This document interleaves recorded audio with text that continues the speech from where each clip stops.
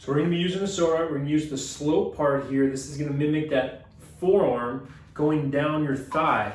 We're going to grab onto the handles, and then we're going to grab on the other peak, and then now we're going to have our hip back so it relaxes our thigh. Right, relaxes our thigh. When we're here, our thigh can be a little bit more tensed up. So by just bringing our hip back, that relaxes it. Having some shorts or some sweats is nice. Use this little corner slope part here, and then just go up and down. Get into that outer part of your thigh, get into the top part of your thigh, and then get into the inner part of your thigh. And then you can also use the corner here, be able to get into some outside stuff, some trigger points that are happening out here.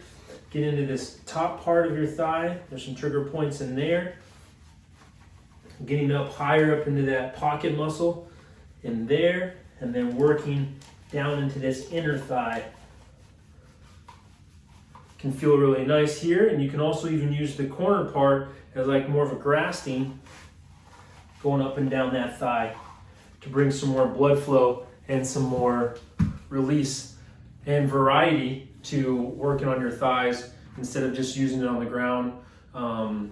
And if you can't get on the ground, it's one option to do that. Okay, so give that a go.